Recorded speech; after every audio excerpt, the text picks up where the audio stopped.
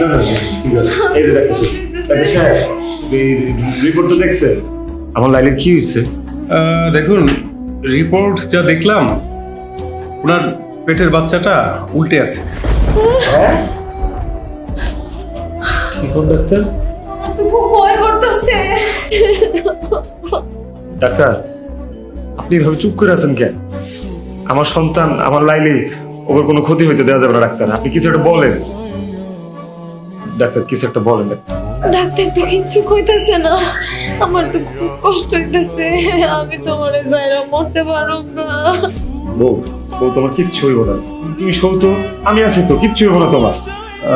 দেখুন, আপনার স্ত্রী এবং সন্তানকে বাঁচাতে হলে সিজারটা করাতে হবে। ডাক্তার সিজার করলে আমার লাইলি আমার সন্তান ভালো থাকবো তো?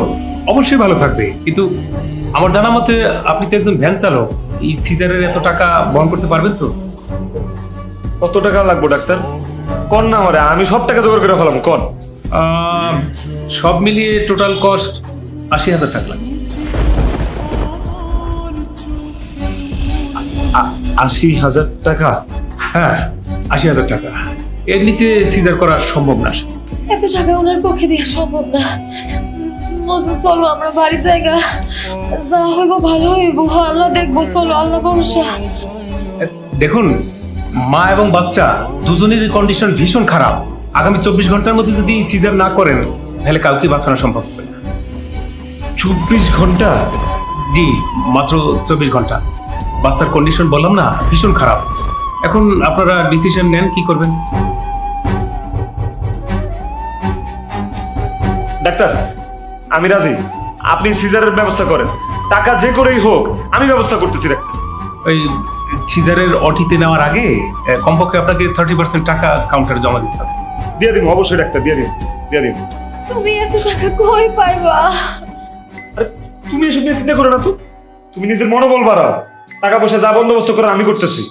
চল ডাক্তার আমি আইতেছি।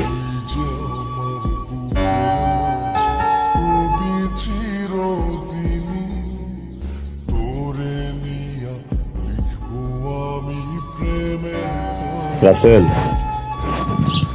ভাই আমার, হ্যাঁ রাসেল তুই তো জানোস আমি তোর কাছে মিশে কথা কই না। তোর ভাবি অনেক অসুস্থ রে, আমার কত টাকা ধার দে না, আমি তোর দিয়ে দিব রাসেল। দেখেন ভাই, আমার যদি ১০০ পাগলা কুত্তা কামড়ে আমার পাগল বানালায়, তাও আপনার আমি ১ টাকা ধার দিতে পারবো না। আপনার কারণে আমার এই ব্যবসা নষ্ট হয়েছে। এটি আবার কি কস? আমার কারণে তোর ব্যবসা নষ্ট হইব কেমন? নষ্ট হয় নাই? আপনি আগে ক্রিকেটে বলে বলে জুয়া খেলতেন, আমার দোকান থাকতো কাস্টমারে ভরপুর, বিস্কুট বেচতাম, সিগারেট বেচতাম, বিড়ি বেচতাম, চানাচুর বেচতাম। এখন কই? আমার ব্যবসা হচ্ছে লাডে। সব দোষ কার? আপনার দোষ। এসে আমার কাছে টাকা চাইতে। আচ্ছা ঠিক আছে, যা আমি সব মাইনা লইলাম, সব দোষ আমি আমার উপরে লইলাম। তাও তোর কাছে আইসে একটা বিপদে পড়া ভাই, তোর ভাবির সিজার করুন লাগবো, কাছে আমার ১ টাকাও নাই। আমার কয়টা টাকা দিয়ে উপকার কর ভাই, ওর অনেক উপকার হইব ভাই। ভাই আপনি এটা জানতে হন, আমি কোনো সাহায্য করতে পারবো না। আপনার আমি ১ টাকাও দিতে পারবো না। এখন কাস্টমার অনেক সময় হয়েছে, আপনারা দেখলে এনে নাও বইতে পারে। আর লস করেন না আমার। আপনি এখন যান। যান না, দাঁড়াইছেন কেন? ভাই দোকানে এসে একটা কুফা লাগাই দিয়ে যাবো।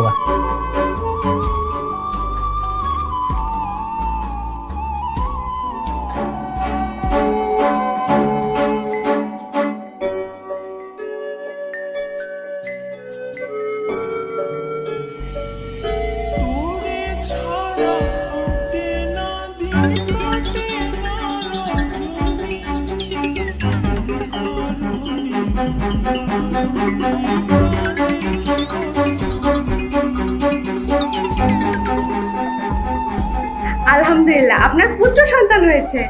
আলহামদুলিল্লাহ, আল্লাহর দরবারে লাখ লাখ শুকরিয়া। যান যান, গিয়ে মিষ্টি নিয়ে আসুন। জুম্পাপা, ওই বাচ্চার মা কেমন আছে? বাচ্চার মা এবং আপনার ছেলে খুবই সুস্থ আছে, আর কিছুক্ষণ পরে আমরা বেডে দিয়ে আসবো। ঠিক আছে ঠিক আছে, আমি মিষ্টি লইতেছি আচ্ছা তাহলে। আচ্ছা, যান।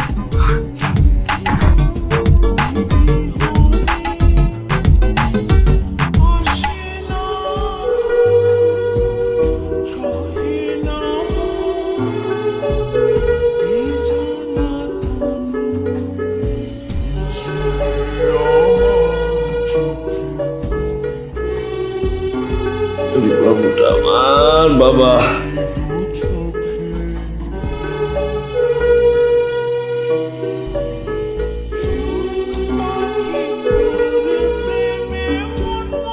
তোমার এই হাসি মাখা মুখটা দেখা আমার সব দুঃখ এমনি দূর হয়ে গেছে। দুনিয়াটার বেহেস্ত মনে হইতেছে। আমি মনে হয় দুনিয়াতে ভালো কোনো কাম করছিলাম, এর জন্য তোমারে আমার স্বামী হিসাবে পাইছি। না গো লক্ষ্মী বউ, আমি তোমার লেগা আর আমার এই কলজার টুকরা বাবুর লেগা পরিবর্তন হয়েছি। আমার এই কলজার টুকরাটা যে আমার বাপ কয়ে ডাকবো, এর চেয়ে সুখের আর কি আছে আমার কত? আল্লাহ তোমারে আর আমারে রহম করার জন্য এই সোনা মানিকটার এই দুনিয়াতে পাঠাইছে। এই মজনু, আপনি বাকি 50,000 টাকা জমা দিয়ে আপনার পেশেন্টকে বাসায় নিয়ে যেতে পারবেন। ডাক্তার, আমার কাছে তো 50,000 টাকা নাই। নেই বলে তো হবে না। টাকা কোথায় পাবেন সেটা তো আর আমরা জানি না। আপনি টাকা জমা না দিলে আপনার স্ত্রী সন্তানকে হাসপাতাল থেকে যেতে দেওয়া হবে না। আর ওই 50,000-এর সাথে প্রতিদিন আরো 5,000 করে যোগ হবে। প্রতিদিন আরো 5,000 করে যোগ হইব? জি, আরো 5,000 করে যোগ হবে। এবার আপনি ডিসিশন নেন কি করবেন, আপনার উপর নির্ভর করছে।